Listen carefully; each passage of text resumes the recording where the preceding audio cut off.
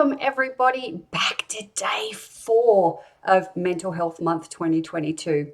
This year's theme, resilience, communities and connection. So over the month, I'm going to be talking to this theme in the series Resilience to Recovery.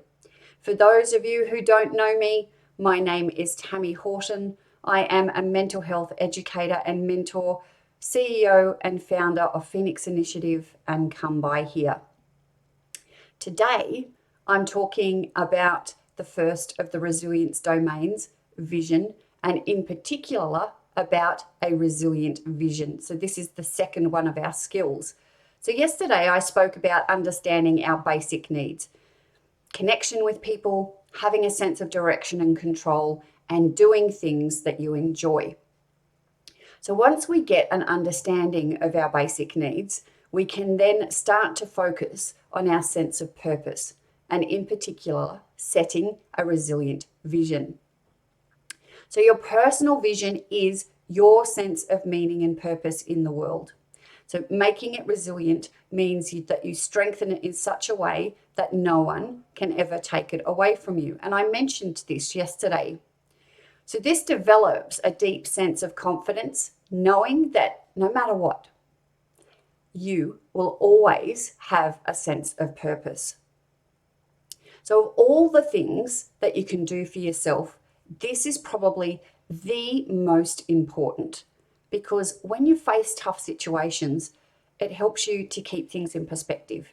It motivates you to work towards something that's important to you, and it helps to guide your decisions when you have to make some difficult decisions and choices. It helps you to align your actions and goals, creating a sense of meaning and purpose, and it helps you to communicate clearly to others what you are about. So there's actually quite a lot in this. But what does setting a resilient vision actually mean? Well, it's not about setting a vision about being resilient, but rather it's about creating a vision that is in itself resilient, an everlasting goal. But the idea of this is that it's a vision that you can keep working towards. And as you work on it, you improve as a person and it benefits the people and the world around you. So setting a vision like this means that no one can take it away from you. And it's something that can always drive you no matter what happens along the way. So the environment around you is always changing. And if you don't have something to work towards, you'll get caught up in other people's goals. And that's not a good place to be sometimes. When you're creating your resilient vision, there's a few things to keep in mind. Some don'ts before the do's. So firstly, avoid words like good or great. For example, I want to be a great leader or a good person, because these don't actually mean anything, because there's no actual definition of what a good person or a great leader is. Everyone's definitions are different, so you need to be specific. Secondly, keep it short. Long statements tend to get lost in the brain, so keeping it short will help you to remember it and to guide you when you need it most. The next thing to do is avoid using be happy as a vision, because happiness is like money. It's the side effect of doing something else, and it's not something that can be gained by directly pursuing it. So I can hear you thinking, but I still want to be happy. And I do too. But if you really want to be happy, then you should forget about happiness. Weird, right?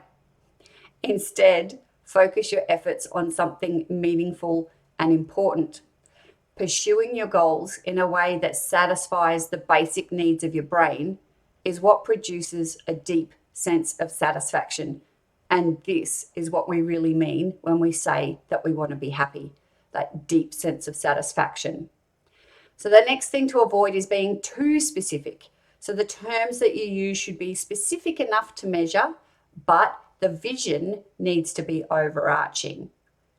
And I said you needed to be specific with things, but I'll show you what this means. The last thing to do is to avoid spending too much time on this, because you could spend decades trying to perfect it. Just pick something for now that kind of feels right and go with it.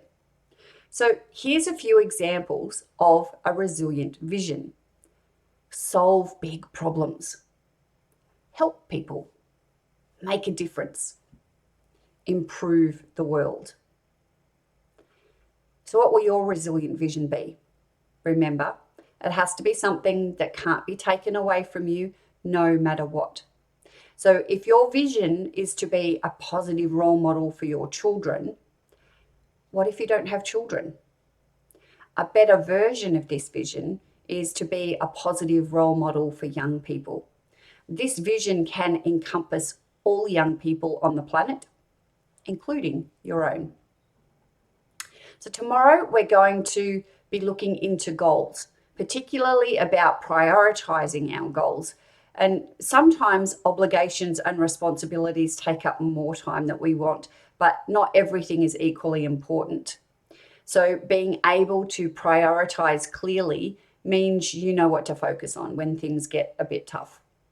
So until then, remember to always be a phoenix. Bye for now.